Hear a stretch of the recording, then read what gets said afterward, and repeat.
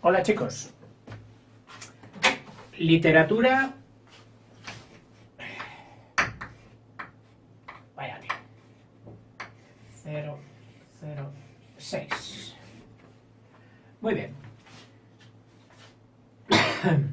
seguimos con la literatura medieval. Hoy nos toca un guerrero y cortesano, es decir, de los que estaba siempre en la corte del rey.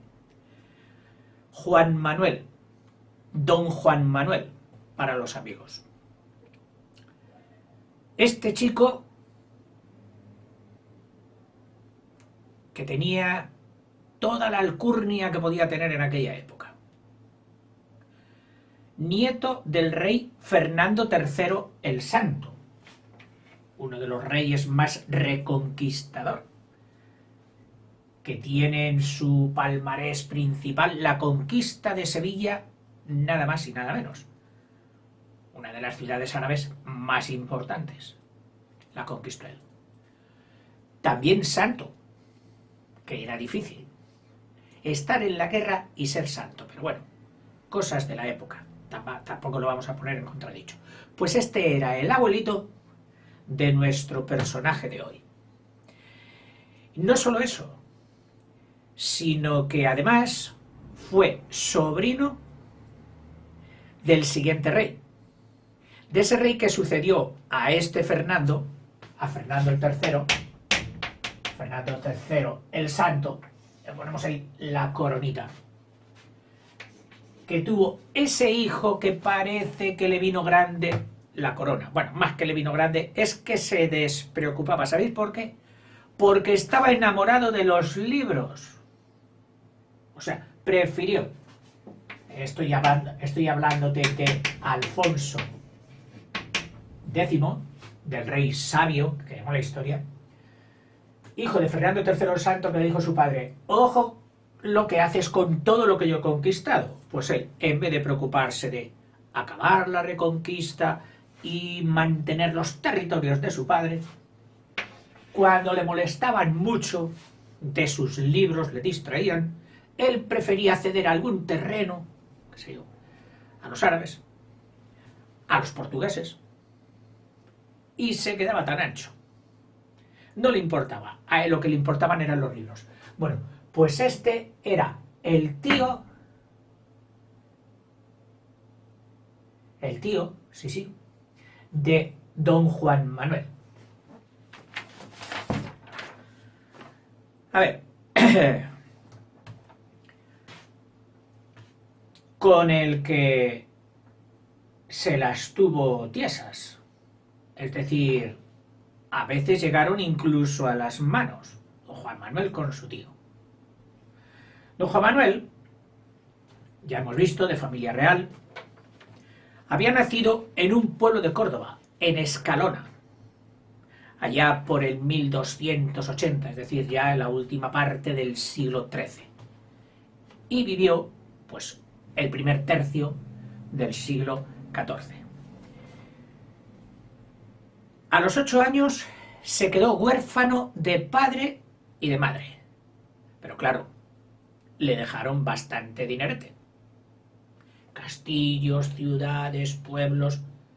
Ni más ni menos que él fue señor príncipe, que se llamaba, porque se tenían las posesiones, los pueblos, como si fueran suyos, porque el de allí cobraba impuestos, de pueblos tan importantes como Cuéllar, en Segovia, como Peñafiel, en Valladolid, como Elche, en Alicante, Cartagena, en Murcia, Lorca, también en Murcia, etcétera, etcétera. Pero él, el título que más al final encajó con él y pasó a la historia, fue señor de, o príncipe de Villena, con V, príncipe de Villena.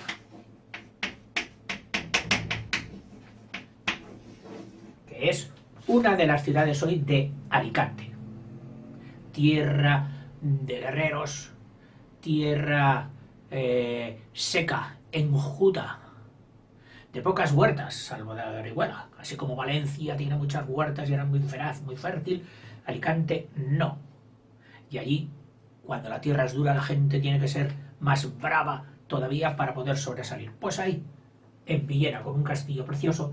Él fue el señor de Villena.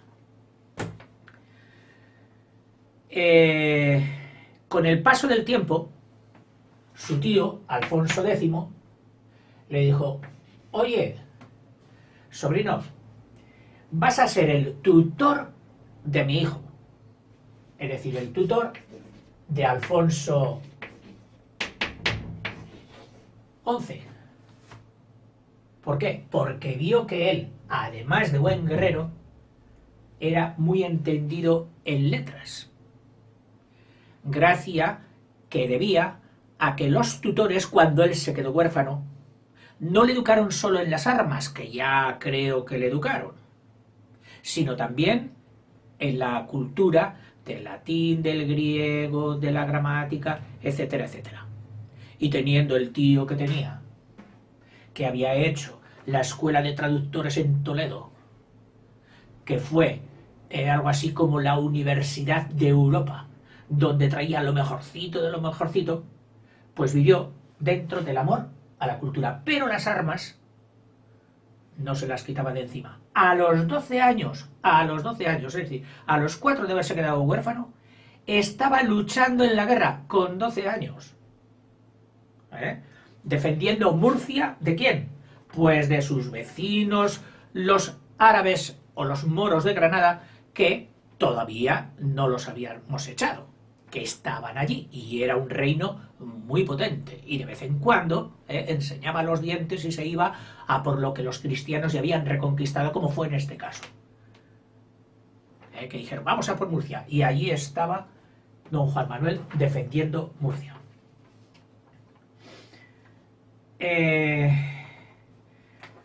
En su vida, que tiene una vida bastante agitada, se casó 3 veces. Y en aquellos tiempos, estos cortesanos, que tenían pueblos, posesiones y todo eso, utilizaban los matrimonios solo para tener más. Oh, aquella ciudad me encanta, aquellas tierras son buenísimas. ¿De quién son? Del don fulano. ¿Tiene alguna hija? Sí. Ah, pues yo voy a casarme con ella. Así por las buenas. Se presentaban y decía: oye, yo quiero casarme con esa hija. Y el otro, el padre, le decía: ¿pero dónde vas, chico? Que solo tienes 6 años. Es igual. Cuando sea mayor, yo me caso. Y cuando sea mayor, o tú me la prometes, y cuando sea mayor, yo la desposo. Y esto fue, o así fue, uno de los matrimonios de don Juan Manuel. Hoy nos puede parecer un poco obsceno, un poco falta de respeto al matrimonio, a la mujer y todo, pero en aquellos tiempos la vida era así, y más entre los nobles. Durante mucho tiempo la política matrimonial consistía en eso: me caso con tal para juntar, me caso con mi hijo con tal. O sea, utilizaban los hijos para juntar territorios. En estos trances de casarme y no casarme, se enfadó mucho, en otra ocasión, con el rey, porque no quiso casarse con su hija. Oye, rey, que tengo una hija preciosa, cásate con ella. Y el rey dijo: no. ¡Uah! Se enfadó tanto, ya ves tú, esto también te lo cuento para que veas cómo era aquella época, se enfadó tanto que fue al rey de Granada, que era moro, y le dijo: ¿me ayudas a luchar contra mi tío? Espera, no sé si era contra su tío o era contra el mismo que él había tutoriado de pequeño. Sí, yo creo que era de este, contra Alfonso XI. Y ahí tienes tú a don Juan Manuel, que tenía un ejército de 1000 caballeros. Bueno, hoy, por ponerte un ejemplo, sería un ejército de 1000 tanques. Eran muchos 1000 caballeros, porque luego cada caballero llevaba su escudero, sus mesnadas, es decir, su conjunto de soldados, etcétera, etcétera. Era un ejército muy poderoso, capaz de plantar cara al mismísimo rey. Y es que tienes que saber que los reyes en aquel tiempo tenían un ejército, pero no tenían más dinero que algunos de los nobles. Y se las tenían que andar con mucho cuidado con quién se las jugaban, porque pudiera ser que algunos nobles lo derrocaran. Claro. Por eso que los reyes católicos, cuando quisieron estabilizar España y unirla y dejarla bien atada, lo primero que empezaron fue por atraer a todos los nobles a su lado, montar en la corte distracciones, bailes, caza, no sé qué, no sé cuánto, ¿eh? Y mientras ellos estaban allí al ladito de los reyes, mandaron a otros decir, oye, id por allí y destruirle el castillo. Tirádselo. Sí, sí. Que no se sepa quién ha sido o hacedlo de cualquier manera. Total que, claro, los nobles, enganchados por la atracción de la corte y que no tenían ya dónde meterse porque le habían destruido el castillo, se quedaron allí alrededor de la corte y los reyes pudieron unificar España sin temor de nuevas aventuras disgregadoras de las que en España somos amiguísimos. Incluso fue tal su poder que llegó a acuñar moneda, es decir, a tener moneda propia. Ese verbo acuñar, muy, muy bonito, porque es cuando se hacen las monedas con impresión de fuerza. Y creo que esto de acuñar viene porque de las primeras monedas que se encontraron debió ser aquellas mesopotámicas o también faraónicas de Egipto, pero me parece que eran, sí, mesopotámicas, de las primeras del mundo, que tenían un lenguaje, todo ello a base de cuñas. El lenguaje cuneiforme, forma de cuña. Y de ahí vino la palabra acuñar moneda, que todavía, sí, pues sí, en un pueblecito de Cuenca, que ahora no me quiero acordar, acuñó moneda. Y esto al rey le sentó mal. ¿Y sabes qué hacía cuando se ponía a disputar con su rey? Pues hacer migas con el rey de al lado, con el rey de Aragón. Y así estaban con uno y con otro.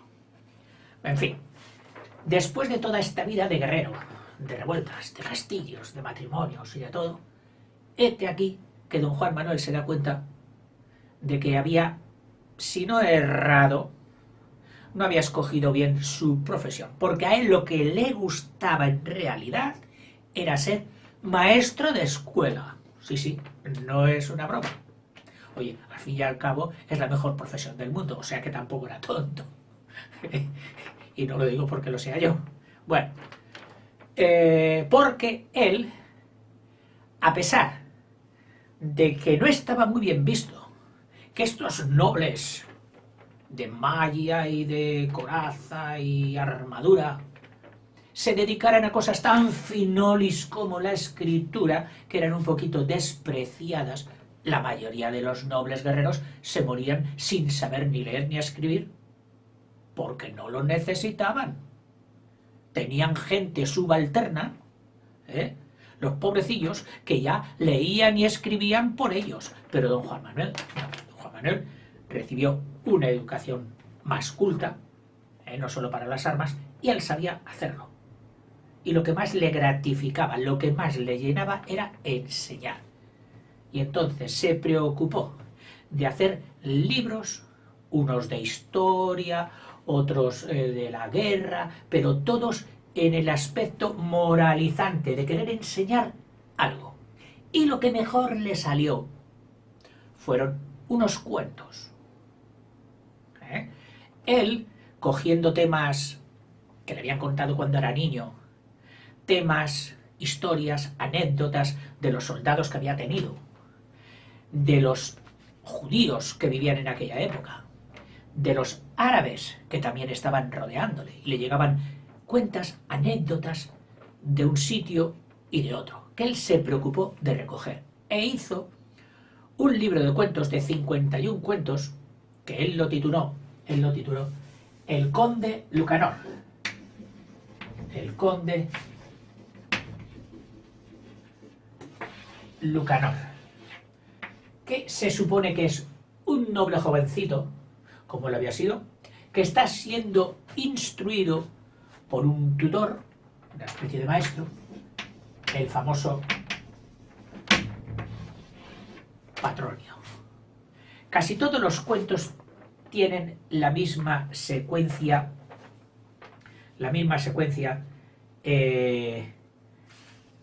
para todos, que era: el conde Lucanor le pone un problema y entonces, oye, maestro, ¿cómo haríamos esto y tal? Porque claro, entonces Patronio empieza casi siempre con una falsa modestia diciendo: mi señor, yo no sé mucho, pero vamos, podríamos compararlo a aquella vez que sucedió pam, pam, pam, pam, pam, y empieza el cuento.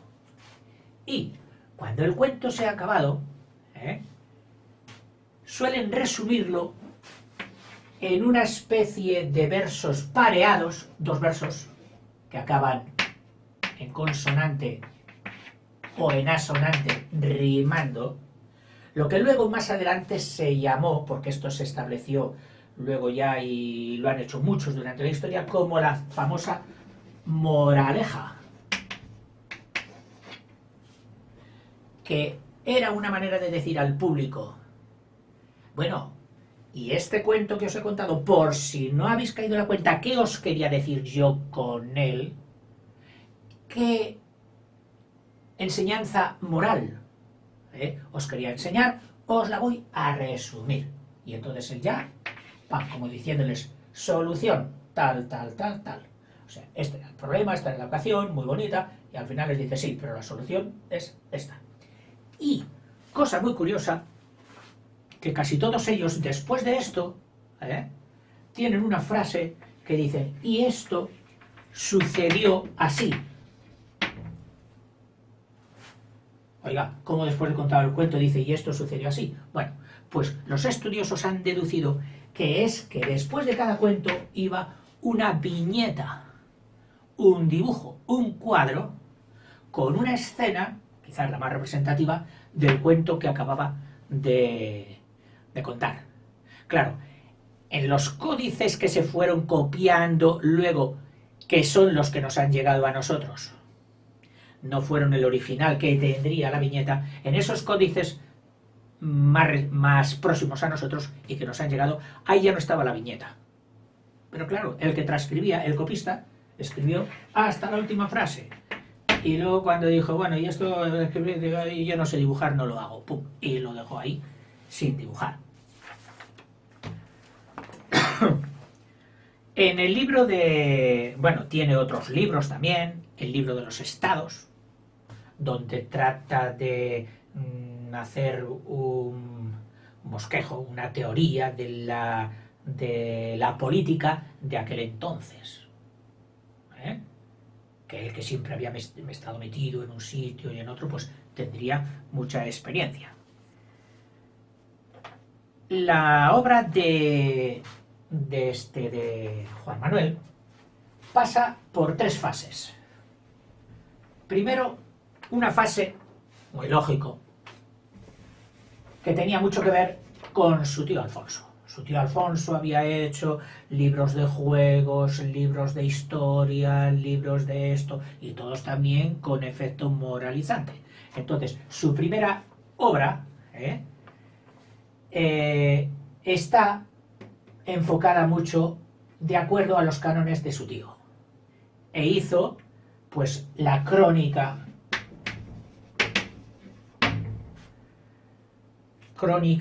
de la historia, que era un poquito un resumen de la gran crónica que había hecho su tío. El libro de la caza, en la que seguramente era muy bueno, y destaca ahí la caza con el famoso halcón. El cazar con halcón es lo que se denomina el arte de la cetrería. Ser cetrero es el que lleva los halcones así, los educa, etcétera, etcétera. Luego hay otra fase en que ya se desgaja un poquito más de las formas de su tío y escribe el libro del caballero y el escudero, donde pone la normativa que había en aquel tiempo de relaciones del escudero, del caballero, de cómo se deberían comportar en todas las situaciones, etcétera, etcétera. Y por último, también escribe en ese momento, en el segundo periodo, su gran obra famosa, que es El Conde Lucanor, es decir, la colección de cuentos, y en otro tercero, ya diciendo: ya he publicado, soy libre, hago lo que quiero, etcétera, etcétera, a mí nadie me va a decir nada, y entonces ahí escribe otros dos: el Tratado de la Asunción de Nuestra Señora, donde defiende que la Virgen María había nacido sin pecado original, con el que nacimos, se supone, todo el resto de los mortales, que era una advocación, una teoría muy española desde el principio. Es decir, si pudiera decir cuál es la Virgen más... Bueno, la advocación de la Virgen más española, defendida siempre por España, incluso contra otras naciones, la Inmaculada Concepción. Con decir que es patrona de la infantería española, que en aquel momento la infantería era prácticamente el todo, o sea, era patrona del ejército español. Y también escribió el libro, aquí, Tratado de las Tres Razones. De las Tres Razones, que otros han dado por llamarle el libro de las armas. Bien, vamos a ir a su obra principal y leer un poquito, que es bonito, ¿eh? Aquí tengo, perdona,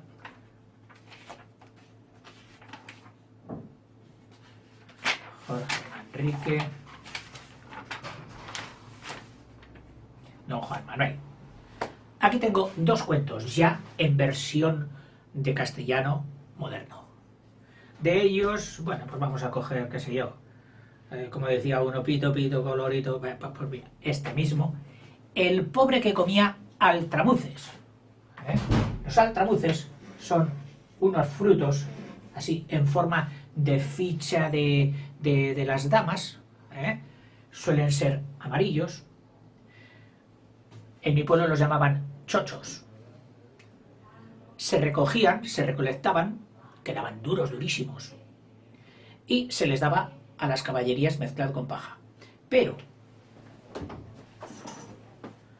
cuando querían comerse para las personas, recuerdo que se metían en sacos y con esos sacos se hacía una presa en el río, en un río de poca corriente, con esos sacos, y estaban ahí durante mucho tiempo hasta que el altramuz iba engordando.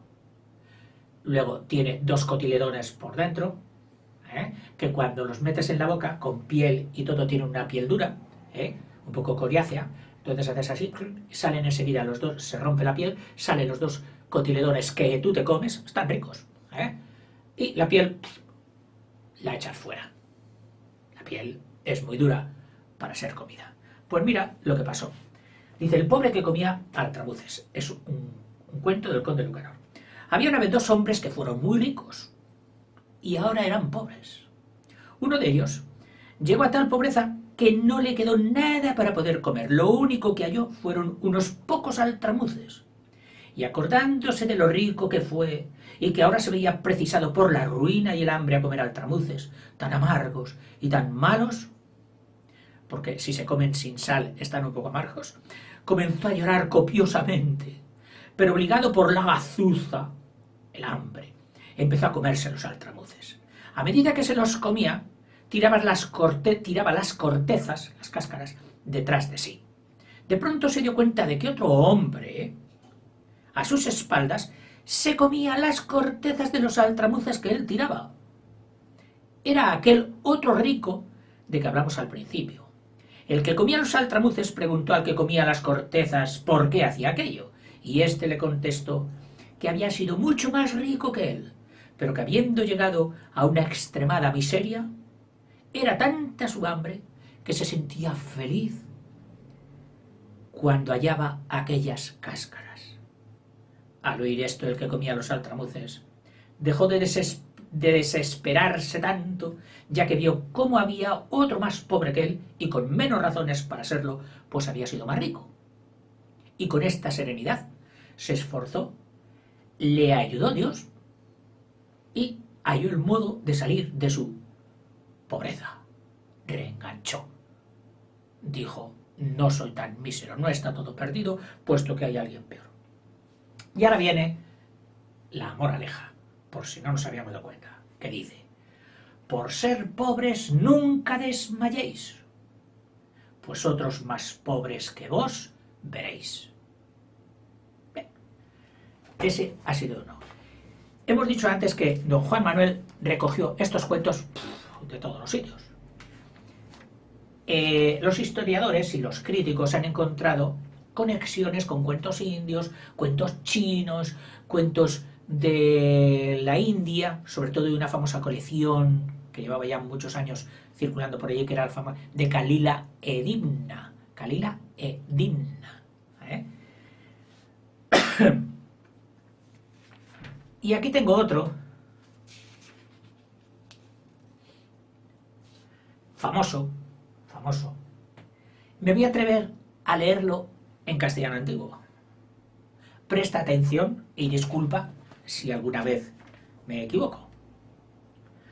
Otra vez fablaba el conde Lucanor con Patronio, su consejero, e díjole así: Patronio, un hombre que da a entender que es mi amigo, me comenzó a loar mucho, dándome a entender que había en mí muchos cumplimientos de honra, y de poder, y de muchas bondades. Y de que con estas razones me falabó cuanto pudo, movióme un pleito que en la primera vista, según lo que yo puedo entender, que parece que es mi pro. Et contó el conde a Patronio cuál era el pleito que él movía. Y como quier que parecía el pleito aprovechoso, Patronio entendió el engaño que yacía escondido solas palabras fremosas. Y por ende dijo al conde: Señor conde Lucanor, sabed que este hombre vos quiere engañar, dándovos a entender que el vuestro poder, el vuestro estado, es mayor de cuanto es la verdad. Para que vos podades guardar de este engaño que vos quiere hacer, placerme ya que sopiésedes lo que contestó a un cuervo con un raposo. El conde le preguntó cómo fuera aquello. Señor conde Lucanor, dijo Patronio, el cuervo falló una vegada un gran pedazo de queso e subió en un árbol porque pudiese comer el que es más, a su guisa e sin recelo e sin embargo de ninguno.